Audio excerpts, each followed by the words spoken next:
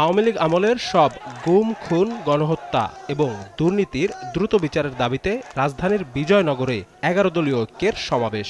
ঢাকার বিভিন্ন প্রান্ত থেকে এতে যোগ দেন জোটসঙ্গী দলগুলোর নেতাকর্মীরা। ঐক্যের নেতারা দাবি করেন, গণহত্যার দায়ে আওয়ামী লীগ এবং সংস্কার না করার দায়ে বিএনপি।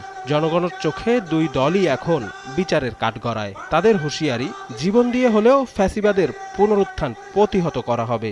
গণহত্যার মাধ্যমে আওয়ামী লীগ বিচারের কাঠগড়ায় দাঁড়িয়েছে, আর সংস্কার বাস্তবায়ন না করার ফলে বিএনপি জনগণের কাঠগড়ায় দাঁড় হয়েছে। যে সরকারের কাছে নিজের দলের মানুষের জীবনের নিরাপত্তা নেই, সেই দলের কাছে, সেই সরকারের কাছে বাংলাদেশের জনগণের জান, মাল, ইজ্জত, আবরুর নিরাপত্তা আশা করা যায় না। যে রক্ত দিয়ে ফ্যাসিবাদকে বিতাড়িত করেছি, জীবন দিয়ে হলো বাংলার মাটিকে ফ্যাসিবাদ মুক্ত রাখবো ইনশাআল্লাহ। করোনা বা যে কোনো ভাইরাসের এগেইনস্টে ফাইট মানি ব্যাকট্রলের লেফট রাইট।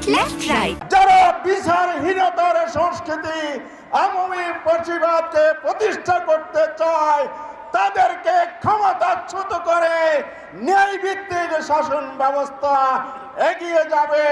জামায়াত আমির ও বিরোধী দলীয় নেতা ডাক্তার শফিকুর রহমান বলেন, সার্বভৌমত্ব রক্ষা, আইনের শাসন প্রতিষ্ঠা এবং দুর্নীতি নির্মূলে আরও একটি বিপ্লবের প্রস্তুতি নিতে হবে জনগণকে।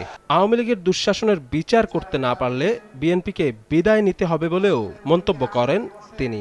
লজ্জার বিষয়, ফ্যাসিবাদ থেকে মুক্ত হওয়ার কথা বলে ঠিক ফ্যাসিবাদের রাজপথ ধরেই তারা এখন হাঁটা শুরু করেছেন।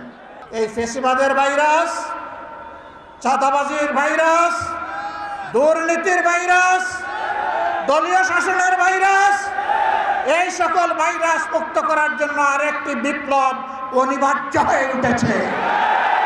মানুষের জীবন, ইজ্জত এবং সম্পদ দেশের সীমানার জন্য আরেকবার কি জীবন দেওয়ার জন্য প্রস্তুত আছেন? হয় আপনারা বিচার নিশ্চিত করুন, না হয় আপনারা যাওয়ার রাস্তা খুঁজে বের করুন।